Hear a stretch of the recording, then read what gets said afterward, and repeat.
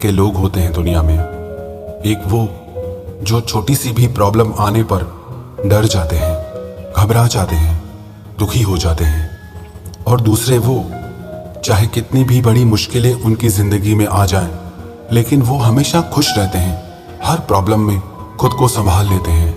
एक वो जिनके पास सब कुछ होता है लेकिन फिर भी वो हमेशा दुखी दिखते हैं, आपको हमेशा दुखी ही मिलेंगे। और दूसरे वो जिनके पास कुछ हो चाहे ना हो, लेकिन वो हमेशा आपको खुश मिलते हैं, मुस्कुराते हुए मिलते हैं। आज हम ऐसी 3 कहानियों के बारे में बात करेंगे जो चाहे आपकी जिंदगी में हजार मुश्किलें क्यों ना आ जाएं, कितनी भी बड़ी परेशानियां क्यों ना आ जाएं, लेकिन ये कहानियां आपको हर मुश्किल में खुश रहना सिखा देंगी, हर परेशानी में मुस्कुराना सिखा देंगी। पहली कहानी, एक फकीर देश में यात्रा के लिए निकला। मार्ग में जब रात हो गई तो वो एक व्यक्ति के घर में जाकर रुका। उसका नाम आनंद था। आनंद ने फकीर की खूब सेवा की। दूसरे दिन आनंद ने उस फकीर को उपहार देकर विदा किया।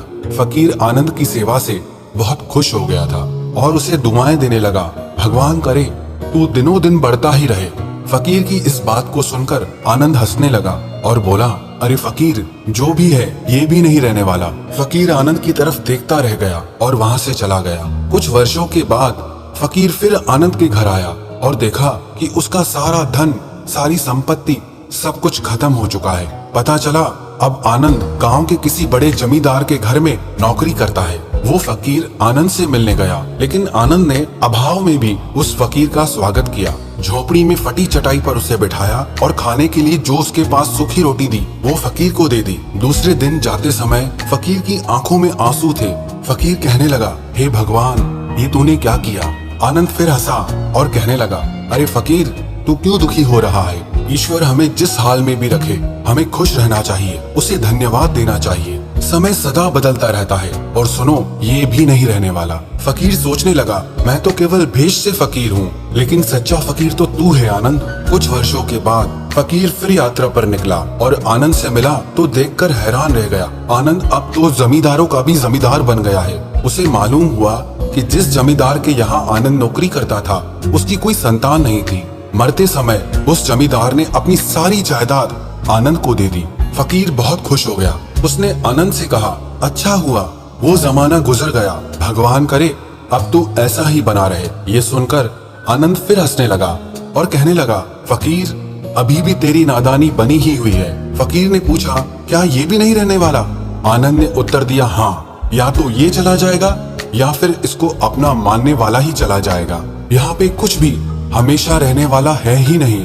और अगर कोई चीज शाश्वत है तो वो है हमारी आत्मा, वो है हमारे मन की शांति, हमारे मन का सुकून। और बाकी जो भी कुछ है वो हमेशा रह ही नहीं सकता। फकीर ने आनंद की बातों को बहुत ध्यान से सुना और वापस चला गया। कुछ सालों के बाद फकीर जब उसी गांव से गुजरा, आनंद का वो महल तो है लेकिन उसमें आनंद नहीं है। उसमें कबूतर गुटरगू कर रहे हैं क्योंकि आनंद अब इस दुनिया में नहीं था। उसकी मृत्यु हो चुकी थी। कह रहा है आसमां, ये समा कुछ भी नहीं। रो रही है शबनमें, नौरंगे जहां में कुछ भी नहीं। जिनके महलों में हजारों रंग के जलते थे फानूस, झाड़ उनके कब्र पर, बाकी निशान कुछ भी नहीं। वो फकीर मन ही मन सोचने लगा कि ये इंसान जिंदगी भर कितना दौड़ता रहता है, रोता रहता है, दुखी होता रहता है। जिन चीजों के लिए इंसान तड़पता रहता है, दुखी होता रहता है, वास्तव में वो चीजें हमेशा रहने वाली हैं ही नहीं, वो सारी चीजें बदलने वाली हैं। ये कहानी हमें शिक्षा देती है कि हमारी जिंदगी में जब भी कोई मुश्किल आए, कोई तकलीफ आए, कोई दुख आए, तो हमें ये सोचना चाहिए कि जिंदगी में इससे पहले जो मुश्किलें आई, जो उलझने आई, क्या वो रुकी? क्या वो हमेशा रही? जैसे आज तक सारी मुश्किलें होकर चली गई, वैसे ही ये मुश्किल भी होकर चली जाएगी। ये भी हमेशा रहने वाली नहीं। तो आपकी जिंदगी में कितना भी बड़ा दुख क्यों ना हो, कितनी भी मुश्किलें क्यों ना हो, आप मन में ये विश्वास रखना, ये मुश्किलें, ये उलझने हमेशा रहने वाली नहीं। और दूसरी कहानी, एक व्यक्ति मृत्यु के करीब था, मरने वाला था।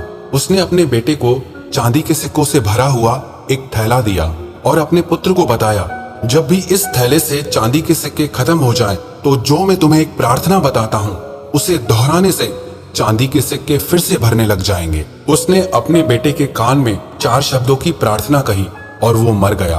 अब बेटा चांदी के सिक्कों से भरा थैला पाकर बहुत खुश हो गया, उसे खर्च करने में लग गया। वो थैला इतना बड़ा था कि उसे खर्च करने में कई साल बीत गए, लेकिन इस बीच वो 4 शब्दों की प्रार्थना ही भूल गया। जब थैला खत्म होने को आया तब उसे याद आया, अरे वो 4 शब्दों की प्रार्थना क्या थी। उसने बहुत कोशिश की लेकिन उसे याद ही नहीं आया। अब वो लोगों से पूछने लगा। पहले पड़ोसी से पूछा कि ऐसी कोई प्रार्थना तुम जानते हो जिसमें 4 शब्द हैं? पड़ोसी ने कहा, हाँ, एक 4 शब्दों की प्रार्थना मुझे मालूम है, ईश्वर मेरी मदद करो। उसने सुना और उसे लगा कि ये वो शब्द नहीं है, वो शब्द कुछ अलग थे। उसने बहुत सारे 4 शब्दों की प्रार्थनाओं को बार बार दोहरा के देखा, लेकिन उस खाली थैले में सिक्के बड़े ही नहीं। वो मन ही मन बहुत दुखी हो गया। फिर वो एक ब्राह्मण से मिला। उसने कहा, तुम ये प्रार्थना करो, ईश्वर तुम महान हो। लेकिन इस प्रार्थना से भी कुछ नहीं हुआ। फिर उसे एक धनी इंसान मिला। उसने कहा, तुम ये प्रार्थना करो, ईश्वर मुझे धन दो। लेकिन उस प्रार्थना से भी कुछ नहीं हुआ। आखिर में वो उदास होकर अपने घर में बैठ गया। तब एक भिखारी उसके दरवाजे पर आया। उसने कहा, सुबह से कुछ नहीं खाया है, खाने के लिए कुछ हो तो मुझे दे दो।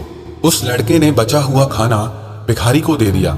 उस भिखारी ने खाना खाकर ईश्वर से प्रार्थना की, हे ईश्वर तुम्हारा धन्यवाद। अचानक वो लड़का चौंक पड़ा और चिल्लाने लगा, अरे यही तो वो 4 शब्द थे।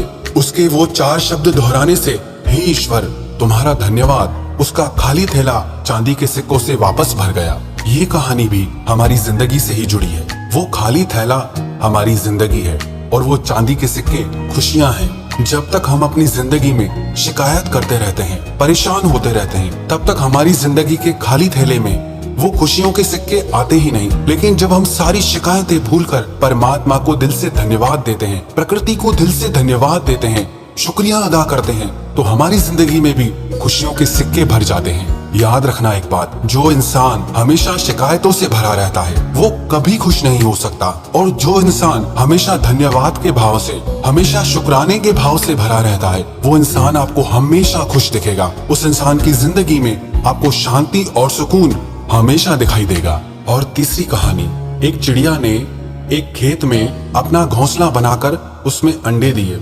उसमें समय आने पर 2 बच्चे निकले। चिड़िया दाना चुगने के लिए रोज जंगल जाती और इस बीच उसके बच्चे वहां पर अकेले रहते थे। चिड़िया जब लौटकर आती तो बच्चे बहुत खुश होते, उसका लाया हुआ दाना चुगते थे। एक दिन चिड़िया ने देखा कि बच्चे बहुत डरे हुए हैं। उन्होंने बताया, आज खेत का मालिक आया था। वो कह रहा था कि फसल पक चुकी है, कल बेटों से खेतों की कटाई के लिए कहेगा। इस तरह तो हमारा घोंसला टूट जाएगा, फिर हम कहाँ रहेंगे। चिड़िया बोली, फिक्र मत करो, अभी खेत नहीं कटेगा। और अगले दिन सच में कुछ नहीं हुआ। बच्चे बेफिक्र हो गए। 1 हफ्ते के बाद चिड़िया को बच्चे फिर डरे हुए मिले। वो बच्चे बोले, किसान आज फिर आया था और कह रहा था कल नौकरों को कहकर खेत को कटवाएगा। इस बार भी चिड़िया ने बच्चों से कहा, तुम चिंता मत करो, कुछ भी नहीं होगा, डरो मत। अगले हफ्ते बच्चों ने बताया कि किसान आज फिर आया था और कह रहा था कि फसल कटाई में बहुत देर हो गई है, कल वो खुद आकर के इस फसल को काटेगा। ये सुनकर चिड़िया बच्चों से बोली, अब खेत कल पक्का कट जाएगा। वो अपने बच्चों को लेकर तुरंत एक सुरक्षित स्थान पर चली गई। बच्चे बहुत हैरान थे और अपनी माँ से पूछने लगे कि तुम्हें कैसे पता कि इस बार खेत सचमुच में कटेगा। तो वो चिड़िया कहने लगी, जब तक कोई इंसान दूसरों पर निर्भर होता है तो उसके काम को संपन्न होने में हमेशा संदेह बना रहता है, लेकिन जब कोई इंसान अपने काम को खुद करने की ठान लेता है तो वो काम जरूर होता है। ये कहानी भी हमें शिक्षा देती है कि जब तक हम दूसरों पर डिपेंड रहते हैं, हमेशा दूसरों के आश्रय पर चलते रहते हैं, दूसरों के भरोसे पर चलते रहते हैं, तब तक हमारे काम ढंग से हो ही नहीं पाते। लेकिन जिस दिन हम अपने सारे काम अपने हाथ में ले लेते हैं, अपने हर काम में हम खुद जुड़ जाते हैं, तो हमारे वो सारे काम जरूर पूरे होते हैं।